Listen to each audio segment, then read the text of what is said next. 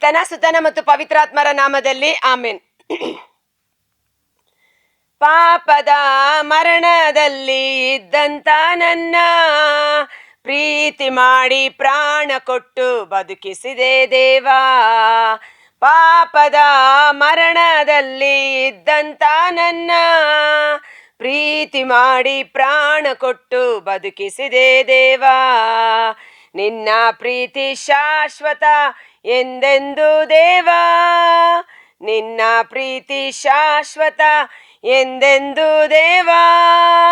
ನಿನ್ನ ಪ್ರೀತಿಯಲ್ಲಿ ನಾನು ಜೀವಿಸುವೆ ದೇವಾ. ಏಸಯ್ಯ ಏಸಯ್ಯ, ನೀನಿಲ್ಲದೆ ನಾನಿಲ್ಲಯ್ಯ.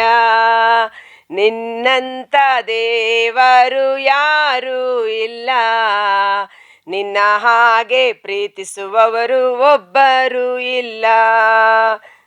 ನಿನ್ನಂತ ದೇವರು ಯಾರೂ ಇಲ್ಲ, ನಿನ್ನ ಹಾಗೆ ಪ್ರೀತಿಸುವವರು ಒಬ್ಬರು ಇಲ್ಲ. ಪ್ರಭು ಕ್ರಿಸ್ತರಲ್ಲಿ ಆತ್ಮೀಯ ಸಹೋದರ ಸಹೋದರಿಯರೇ, ಈ ದಿನದ ಮುಂಜಾನೆಯ ಜೀವಸ್ವರ 1 ಯೋಹಾನ 3ನೇ ಅಧ್ಯಾಯ ವಚನ 17. ಲೋಕದ ಸುಖ ಸಂಪತ್ತುಳ್ಳ ಒಬ್ಬನು ಕುಂದು ಕೊರತೆಯಲ್ಲಿ ಸಿಲುಕಿರುವ ತನ್ನ ಸಹೋದರನನ್ನು ಕಂಡಾಗಲೂ ಮನ ಕರಗದಿದ್ದರೆ ಅವನಲ್ಲಿ ದೇವರ ಪ್ರೀತಿ ಹೇಗೆ ತಾನೇ ನೆಲೆಸಿತು? ಲೋಕದ ಸುಖ ಸಂಪತ್ತುಳ್ಳ ಒಬ್ಬ ವ್ಯಕ್ತಿ ತನ್ನ ಹಾಗೆ ಮತ್ತೊಬ್ಬ ಮನುಷ್ಯ ಕುಂದು ಕೊರತೆಯಲ್ಲಿ ಸಿಕ್ಕಿ ಹಾಕಿಕೊಂಡು ನರಳುತ್ತಿರುವಾಗ ಅವನ ಪರಿಸ್ಥಿತಿಯನ್ನು ನೋಡಿ ಮನ ಕರುಗದಿದ್ದರೆ ಅವನಲ್ಲಿ ದೇವರ ಪ್ರೀತಿ ಹೇಗೆ ಕಾರ್ಯ ಮಾಡುತ್ತದೆ? Price the lord. ಅದ್ಭುತಕರವಾದ ವಾಕ್ಯ.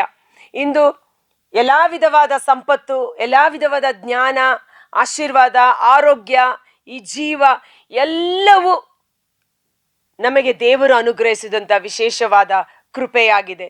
ದೇವರ ಕರುಣೆ, ದೇವರ ಪ್ರೀತಿ, ದೇವರ ಅನುಗ್ರಹ ದೇವರು ಕೊಡದ ಹೊರತು ನಮಗೇನು ದಕ್ಕುವುದಿಲ್ಲ. ನಾವು ಬದುಕಿ ಉಳಿದಿರುವುದಾದರೂ ಅದು ದೇವರ ಕರುಣೆ ಮತ್ತು ಕೃಪೆಯಿಂದಲೇ ಆಗಿದೆ.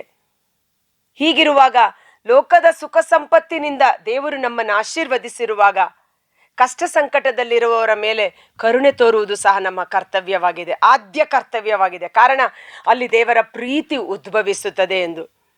ಇದಕ್ಕೆ ಒಂದು ಉದಾಹರಣೆ ನಾವು ಪವಿತ್ರ ಗ್ರಂಥದಲ್ಲಿ ನೋಡುವುದಾದರೆ, ಒಬ್ಬ ಯೌವನಸ್ಥ ಯೇಸುವಿನ ಬಳಿಗೆ ಬಂದು ಮೊಣಕಾಲೂರಿ ಕೇಳುತ್ತಾನೆ, ಯೇಸುವೆ, ನಿತ್ಯ ಜೀವವನ್ನು ಪಡೆದುಕೊಳ್ಳಬೇಕಾದರೆ ನಾನೇನು ಮಾಡಬೇಕು ಎಂದು. ಅವನ ಶೈಲಿ ನೋಡಿ ಮೊಣಕಾಲೂರಿ ಯೇಸುವಿನಲ್ಲಿ ಅಷ್ಟು ನಮ್ರತೆ ವಿನಯತೆಯಿಂದ ಕೇಳಿಕೊಳ್ಳುತ್ತಾನೆ. ಯೇಸು ಆತನನ್ನ ದಿಟ್ಟಿಸಿ ನೋಡಿ ಹೇಳುತ್ತಾರೆ, 10 ಆಜ್ಞೆಗಳ ಬಗ್ಗೆ, ನರಹತ್ಯೆ ಮಾಡಬೇಡ, ತಂದೆ ತಾಯಿಗಳನ್ನು ಗೌರವಿಸು, ಕಳ್ಳತನ ಮಾಡಬೇಡ, ಇವುಗಳನ್ನು ನೀನು ಪಾಲನೆ ಮಾಡು ಎಂಬುದಾಗಿ. ಇನಿಷಿಯಲ್ ಸ್ಟೇಜ್ ಅಲ್ವಾ? ಆಗ ಆತ ಹೇಳ್ತಾನೆ, ಸ್ವಾಮಿ, ಇವುಗಳನ್ನು ನಾನು ಕೇಳಿದ್ದು ಮಾತ್ರವಲ್ಲ, ನನ್ನ ಜೀವಿತದಲ್ಲಿ ಅನುಸರಿಸಿ ನಡೆದುಕೊಂಡು ಇದುವರೆಗೂ ಬರ್ತಾ ಇದ್ದೇನೆ. ನಾನು ಎಲ್ಲವನ್ನು ಚಾಚು ತಪ್ಪದೆ ಪರಿಪಾಲನೆ ಮಾಡ್ತಾ ಇದ್ದೇನೆ. ಒಳ್ಳೆಯದು, ಇದೆಲ್ಲವೂ ಮಾಡ್ತಾ ಇರೋದು ಒಳ್ಳೆಯದೇ ಆಗಿತ್ತು. ತದನಂತರ ಯೇಸು ಆತನನ್ನು ಮಮತೆಯಿಂದ ಈಕ್ಷಿಸಿದರು ಅಂತ ಮೊದಲು ದಿಟ್ಟಿಸಿ ನೋಡಿ ಮಾತನಾಡ್ತಾರಂತೆ. ಯಾವಾಗ ಈ ಆಜ್ಞೆಗಳನ್ನೆಲ್ಲ ಅನುಸರಿಸಿ ನಡೆಯುತ್ತೇನೆ ಅನ್ನುವಾಗ ಯೇಸು ಆತನನ್ನ ಮಮತೆಯಿಂದ, ಬಹುಶಃ ಪ್ರೀತಿಯಿಂದ ತಬ್ಬಿಕೊಂಡು ಮಮತೆಯಿಂದ ಈಕ್ಷಿಸಿ ಹೇಳ್ತಾರೆ, ನೀನು ಮಾಡಬೇಕಾದ ಮತ್ತೊಂದು ಕೆಲಸ ಇದೆ. ನಿನ್ನ ಆಸ್ತಿ ಪಾಸ್ತಿಯನ್ನ ಮಾರಿ ಬಡಬಗ್ಗರಿಗೆ ಹಂಚಿಕೊಡು, ನಿನ್ನಲ್ಲಿರುವುದನ್ನ ಪರರಿಗೆ ಕೊಡು, ನಿನ್ನಲ್ಲಿರುವುದನ್ನ ಪರರಲ್ಲಿ ಹಂಚಿಕೋ, ನಿನ್ನಲ್ಲಿರುವುದನ್ನ ನೀನು ಪರರಿಗೆ ಕೊಟ್ಟು ಅವರನ್ನು ಗೌರವಿಸು ಎಂಬುದಾಗಿ. ಆತನು ಆಜ್ಞೆಗಳನ್ನು ಚೆನ್ನಾಗಿ ಪಾಲನೆ ಮಾಡ್ತಾ ಇದ್ದ. ಒಳ್ಳೆ ಪ್ರಾರ್ಥನೆ, ಒಳ್ಳೆ ಉಪವಾಸ, ಒಳ್ಳೆ ಧ್ಯಾನ, ಒಳ್ಳೆ ಜೀವನ, ಇವೆಲ್ಲವೂ ಒಳ್ಳೆಯದು. ಆದರೆ ಪರರಲ್ಲಿ ಯೇಸುವನ್ನು ನಾವು ಕಾಣಬೇಕಾದರೆ ಅವರ ಕಷ್ಟ ನಷ್ಟಗಳಲ್ಲಿ ಸಹಾಯಕರಾಗಿ ನಿಲ್ಲಬೇಕಾದುದು.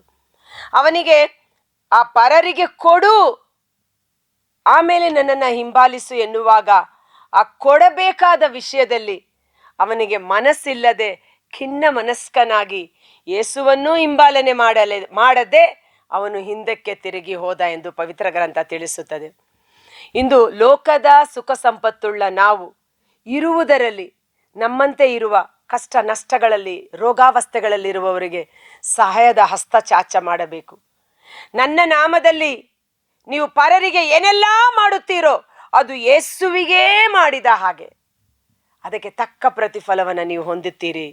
ಕರ್ತರಾದ ಯೇಸುವೇ ಜೀವಸ್ವರವನ್ನು ಆಲಿಸುತ್ತಿರುವ ಪ್ರತಿಯೊಬ್ಬರು ದೇವರ ವಾಕ್ಯವನ್ನ ಕಿವಿಯಿಂದ ಕೇಳಿದರೆ ಸಾಕೆಂದು ತಿಳಿದು ಮರುಳಾಗದಿರಿ.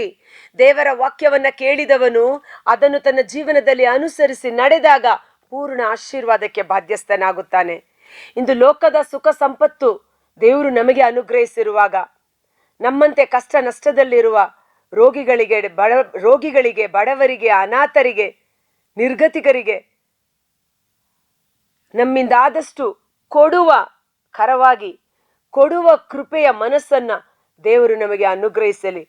ಆ ಪರರಿಗೆ ಕೊಡುವಾಗ ಯೇಸು, ಇದು ನೀನು ನನಗೇ ಮಾಡಿದಂತೆ, ಭಲೆ ನಂಬಿಗಸ್ತ ಸೇವಕ, ನನ್ನ ತಂದೆಯ ಸ್ವರ್ಗೀಯ ಸೌಭಾಗ್ಯದಲ್ಲಿ ಬಾಧ್ಯಸ್ಥನಾಗು ಎಂಬ ಆಶೀರ್ವಾದದಲ್ಲಿ ನಾವು ಭಾಗಿಯಾಗುವಂತೆ ಪವಿತ್ರಾತ್ಮರು ನಮ್ಮಲ್ಲಿ ಆ ಕೃಪೆಯನ್ನು ಸುರಿಸಿ ಸತ್ಯದ ಸನ್ಮಾರ್ಗದಲ್ಲಿ ಮುನ್ನಡೆಸಲ್ಪಡುವಂತೆ, ಪರರಿಗೆ ಕೊಡುವ, ಇದ್ದುದನ್ನು ಹಂಚಿಕೊಂಡು ಬಾಳುವ ಕೃಪೆ ನಮಗೆ ಲಭಿಸಿ ಅದರ ಮೂಲಕ ಸಿಗುವ ಆಶೀರ್ವಾದ, ಜೀವೋದ್ಧಾರದ ರಕ್ಷಣೆಯ ಸೌಭಾಗ್ಯವನ್ನು ಹೊಂದಿಕೊಳ್ಳುವಂತೆ ಯೇಸುವಿನ ಅದ್ಭುತಕರವಾದ ನಾಮದಲ್ಲಿ ಪ್ರಾರ್ಥಿಸುತ್ತೇನೆ. ಆಮೆನ್.